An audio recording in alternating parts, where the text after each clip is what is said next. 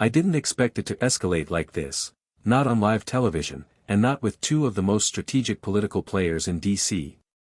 The network had promoted the panel for days, a live special featuring former federal prosecutor Pam Bondi and former Pentagon Chief of Staff Kash Patel, debating national security oversight. It was supposed to be civil, maybe tense, but no one predicted the detonation that was about to happen. Pam sat coolly in a navy blazer, her notes organized, eyes sharp. Kash leaned forward from his chair, confident as ever, used to controlling the narrative. The anchor introduced them with the usual gravitas, then fired the first question, "Mr. Patel, you've spoken out about classified briefings. But a recent report shows you signed off on actions you later criticized. Can you clarify that contradiction?" Kash's smirk faltered. "That's false. I never." Pam raised one finger. "Actually, you did. And I brought the paperwork." She slid a folder across the glass desk. The studio went silent. Kash blinked. "Are you seriously, on air?" "Oh yes," Pam said calmly. "Because the public deserves the truth, not selective memory." The host leaned in. "Can we open that?" Pam nodded. "Absolutely. It's declassified now." As the papers came into view, Kash's face changed. A flicker of panic, followed by anger. He looked straight into the camera. "This is a setup," he snapped. "She's lying. This is political theater." Pam didn't flinch. "Then explain your signature on the approval memo from May 12. You said you opposed that very action. Were you lying then, or are you lying now?" The control room was buzzing. Off-camera producers were texting. Something big was unraveling, and Kash Patel was losing control.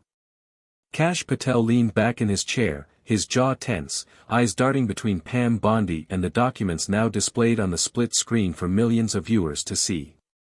"This is out of context," he snapped. "You're twisting internal policy decisions for a soundbite." Pam didn't blink. "Then let's give it context. Page 3, your directive, your initials, and your timestamp, all approving the operation you later called reckless and unvetted. That's not a soundbite, Kash. That's a contradiction." The anchor tried to mediate. "Mr. Patel, do you deny that this is your signature?" Kash hesitated. "Too long." "No, but what?" Pam cut in sharply. "You've built your entire platform on being the guy who tells it like it is. So tell it. Right now." Kash exploded. "You know damn well how DC works. Decisions are made under pressure, you don't always agree with every detail, but you go with the chain of command." Pam's smile was razor-thin. "Interesting. Because you've repeatedly told the public that you were the one pushing back against those very decisions. So if you were just going with the flow, what exactly were you resisting?" Kash's hands balled into fists. "You don't understand the full picture." "No, I understand it perfectly," Pam interrupted. "You wanted to be the insider and the outsider at the same time. But receipts don't lie, Kash. And the American people are tired of operatives playing both sides." The studio fell into another heavy silence. Then Kash did something no one expected, he pulled off his mic. "I'm done," he muttered. The anchor's eyes widened. "You're walking off." Kash stood. "This whole segment is a hit job. You're enabling her. I won't be part of this circus." He stormed off set, cameras still rolling. Pam remained seated, composed, and said simply, "That's what it looks like when the truth hits a nerve." The camera cut back to the anchor, visibly rattled but trying to maintain composure. "Well, that was unexpected.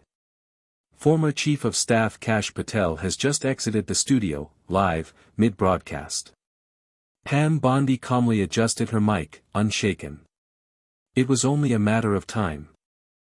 When people build their reputations on half-truths, they usually crack under full transparency. Social media lit up within seconds. Hashtag Patel meltdown and hashtag Bondi receipts were trending across platforms. Producers scrambled behind the scenes as phone lines blew up with media requests, political analysts, and campaign spokespeople either praising or condemning what had just happened. Back on set, the anchor asked, "Pam, do you believe this will have real consequences for Mr. Patel's political future?" She didn't hesitate. Absolutely. This wasn't a debate. This was accountability. And if his instinct under pressure is to run, on national television, no less, then voters need to ask, what would he do under real crisis? Meanwhile, backstage, Kash Patel was pacing furiously in the hallway, ripping off his earpiece, barking into his phone. Get legal on the line. Now. And find out how she got that memo declassified. His aide, trying to keep up, whispered, "Sir. The memo was cleared 3 days ago." She timed it. Kash froze. Pam had outmaneuvered him. Not just with facts, but with precision. Elsewhere in D.C., the fallout had already begun. Congressional aides, defense analysts, and former allies were exchanging panic texts. Leaks began to spill. Old allies started to distance themselves. Because if Pam Bondi had more files, she might not be done yet. Back in the green room, Pam Bondi sat quietly, her phone buzzing non-stop. She wasn't gloating, she didn't need to. The facts had done the heavy lifting, and Kash's meltdown had only confirmed everything she didn't have to say aloud. Her chief of staff stepped in, handing her a tablet. "You're all over the networks. Even the ones that used to back him. They're running clips of the memo. Side by side with his interviews from last month." Pam glanced at it and gave a slight nod. "Good. People need to see it for themselves." Meanwhile, in the Capitol, Kash's allies were in full damage control mode. One representative, who had publicly championed him as a no-nonsense patriot, suddenly cancelled a scheduled appearance with him. Another deleted old tweets of endorsement. Behind closed doors, a senior GOP strategist made the call, "Distance ourselves immediately. If she's got more, and it looks like she does, we're sitting on a grenade." Later that evening, a special edition of a major political show aired a breakdown of the Bondi-Patel clash, replaying the confrontation frame by frame. Analysts pointed out how Pam had baited Kash into overreacting, how she had controlled the tempo, and how she timed the document reveal to coincide with public footage he thought had been buried. One commentator said bluntly, "This wasn't just a policy debate. This was a surgical political strike." And at the center of it all, Pam Bondi wasn't chasing headlines, she was shifting the narrative. The next morning, as Kash tried to launch a counteroffensive online, he found himself ratioed. The public wasn't buying it. Hashtags like hashtag Pam dropped receipts and hashtag Kash crash dominated trending lists.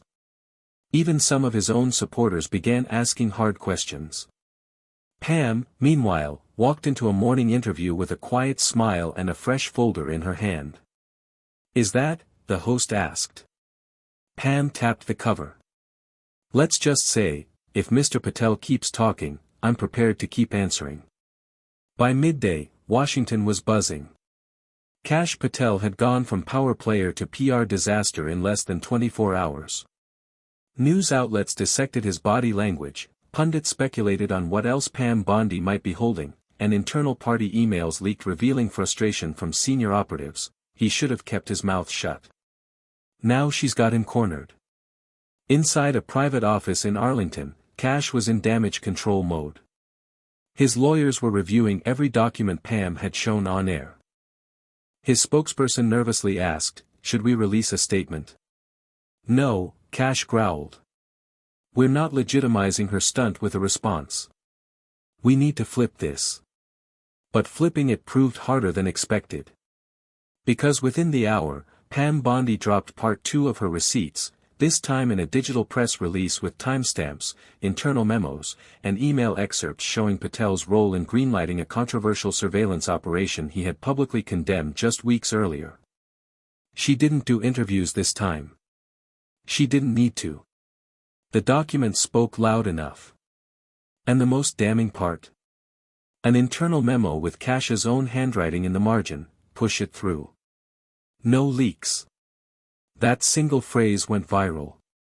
Back in the studio, the same anchor who hosted the showdown said, "This is no longer about opinion, this is documented contradiction."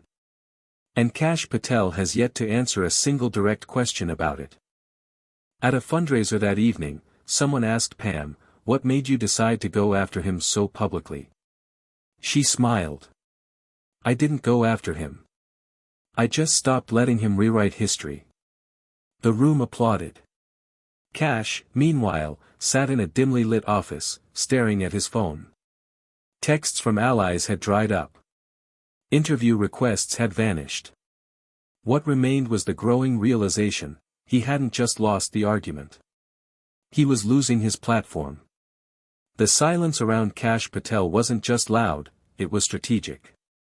By the end of the week, several of his former backers began issuing vague statements emphasizing the importance of transparency and integrity in public service. They never mentioned his name, but everyone knew who they were talking about. Kash tried to fight back. He recorded a grainy video from what looked like a private home office. His tone was defiant but strained. "This smear campaign? It's coordinated. Pam Bondi is being used to silence people like me who know too much. You think she just happened to have those memos ready? Someone's feeding her. Think about that." The video barely cracked 20,000 views. Comments were brutal. One reply had over 10,000 likes, "You signed them. You pushed them. You lied about them. End of story." And Pam? She stayed silent. For 48 hours, she didn't speak to media, post on social, or engage with any of the frenzy. Instead, she was seen entering a classified briefing on Capitol Hill, escorted by 2 senior senators. Reporters shouted questions. "Ms. Bondi, are you advising a new committee? Do you plan to testify against Mr. Patel? Will there be more disclosures?" She didn't say a word. But later that day, a quiet bombshell dropped. The House Oversight Committee confirmed that an internal investigation had been launched into Patel's time in his Pentagon role. And though no one officially credited Pam Bondi, the timing wasn't lost on anyone. Kash's inner circle was shrinking fast. Legal advisors warned him to go dark, to stop fueling the fire. But he couldn't help himself. "She blindsided me," he muttered in a private phone call, one that, unfortunately for him, got leaked. "I should have buried that file years ago." The quote hit the press the next morning.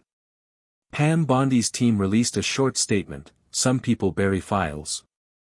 Others bring them into the light." By now, the story had transcended the usual news cycle. It wasn't just about Kash Patel's contradictions, it was about credibility, power, and who was really running the show behind the scenes.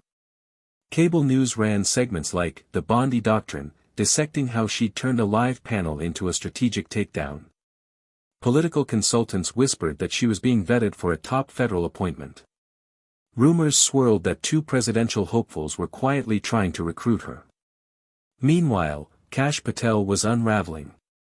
At a closed-door gathering with a few remaining allies, he slammed his hand on the table. "She's one woman. One lawyer. How the hell is she doing this to me?" A former colleague spoke cautiously. "It's not just her, Kash. You gave her the ammo. She just knew how to aim it." That stung. And outside the walls of that room, things were only getting worse. A whistleblower came forward, anonymously at first, confirming that Kash had ordered documentation scrubbed from internal systems during his time at the Pentagon.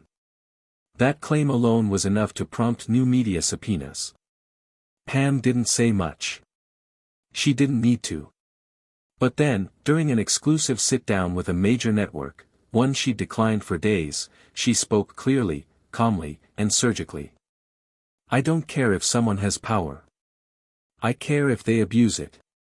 Kash Patel abused it, then lied about it. And the American people deserve better."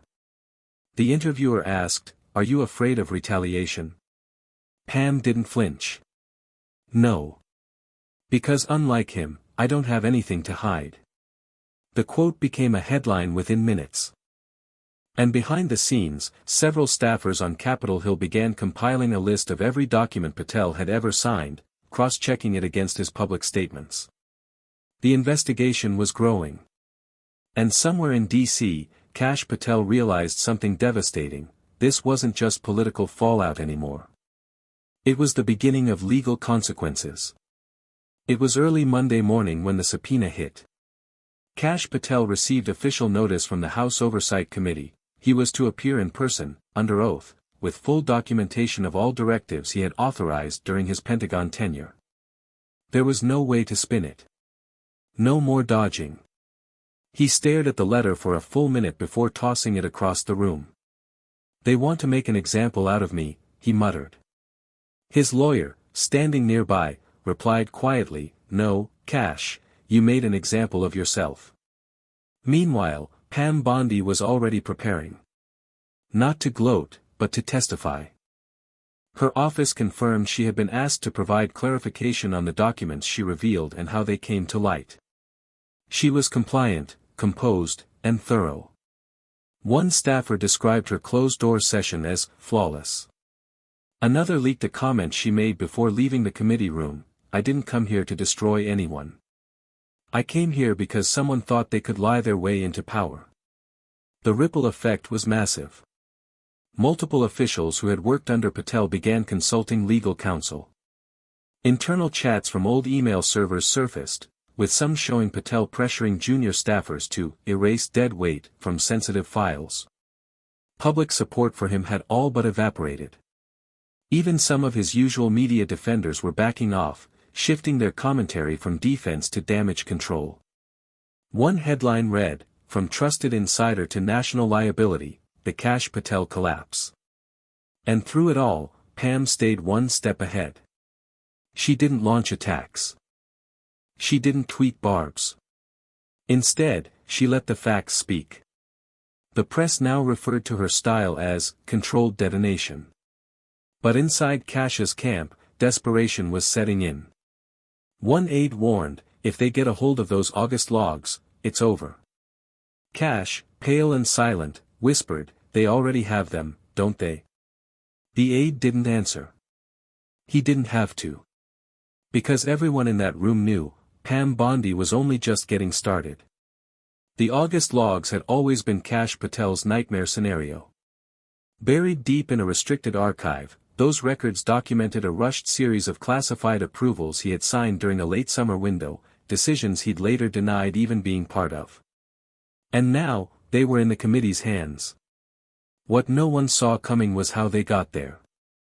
On a rainy Tuesday morning, a second whistleblower came forward, this time publicly. A former defense analyst named Maya Caldwell, who had served quietly during Patel's time in office, stepped into the spotlight with one sentence: "He told us to falsify the risk assessments." Reporters gasped. Maya, calm and direct, laid out how Kash ordered them to downplay threats in briefing documents, and how she had backed up the original drafts to a secure drive outside the Pentagon firewall. And then she looked directly into the camera. Pam Bondi didn't expose him. He exposed himself. She just gave the rest of us the courage to speak. The broadcast exploded across every major network. Cable anchors abandoned scheduled programming. Commentators who once defended Patel were now dissecting timelines, warning of potential indictments. And Pam? She watched it unfold from her office, quiet and still. Her advisor leaned in. "Do we go public with the final folder?" Pam hesitated. Then nodded. "Release it. Let the record speak." Within the hour, her team uploaded a final batch of documents to the oversight portal, including full communications between Kash and senior officials, showing deliberate manipulation of threat reports for political optics. The headline was brutal: "Final straw, Bondi drops last file," and it's devastating.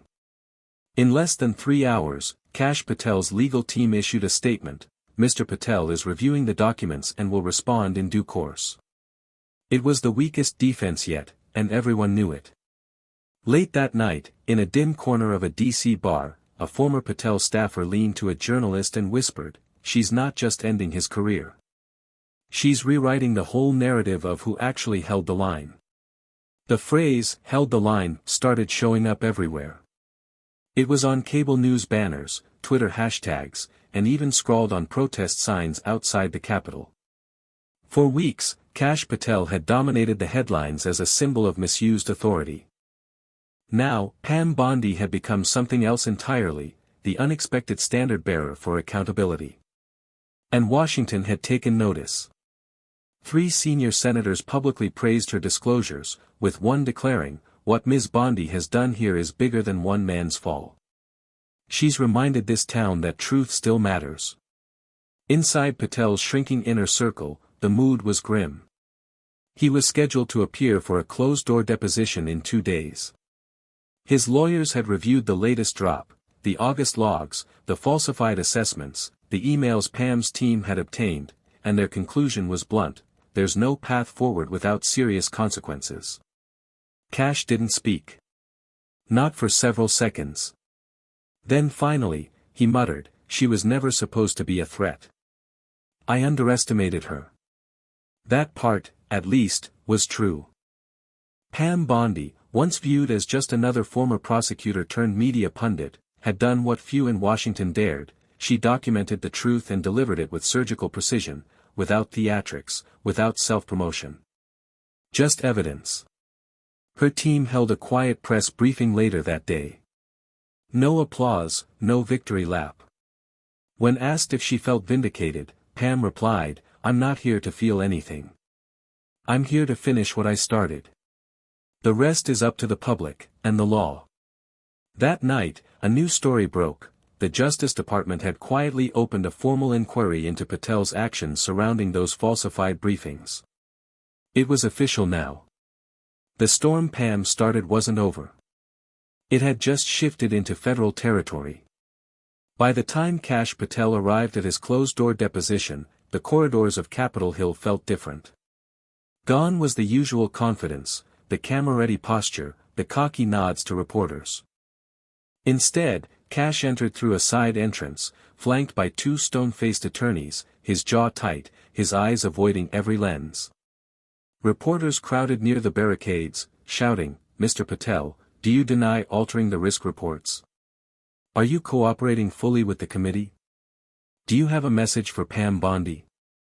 He didn't answer. He couldn't afford another misstep. Inside the secure chamber, the questions were relentless.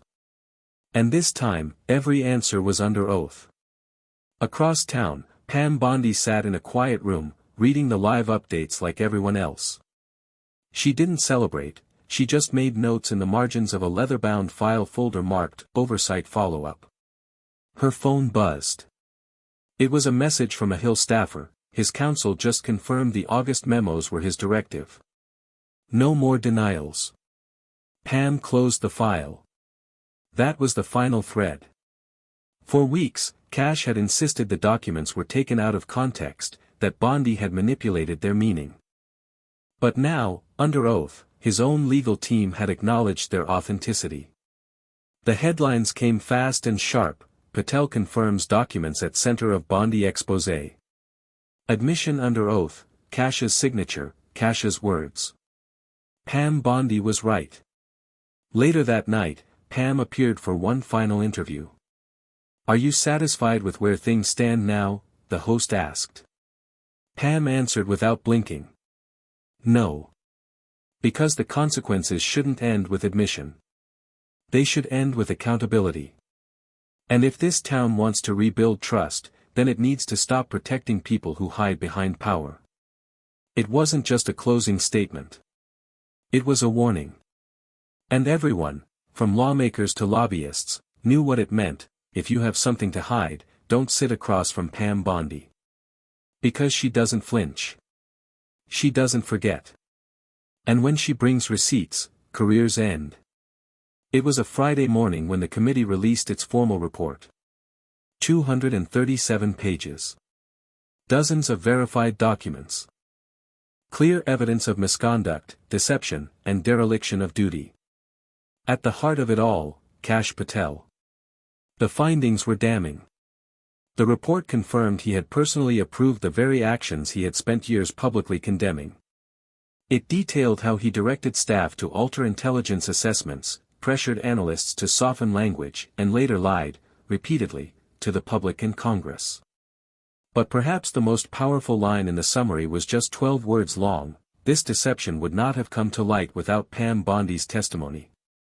In a final press conference, the oversight chair made it plain, this was not political. This was factual. And thanks to Ms. Bondi's courage to bring forward the truth, we were able to correct the record and send a message: no one is above accountability. Across the city, Kash Patel's resignation from 2 advisory boards quietly went public. His speaking engagements vanished. Major donors pulled away. His once loyal network had fractured beyond repair. He had underestimated the wrong person, someone who didn't shout, didn't grandstand, and didn't back down. Pam Bondi declined interviews after the report dropped. Her office released only one final written statement: I did not come forward for airtime. I did it because truth, once buried, demands daylight. And for those who think silence is safer, think again. The story gripped the nation for weeks, not because it was a scandal, but because it reminded Americans that even in the most guarded halls of power, the truth still has a pulse. And sometimes, all it takes to wake it up is one woman with the receipts, and the courage to read them out loud.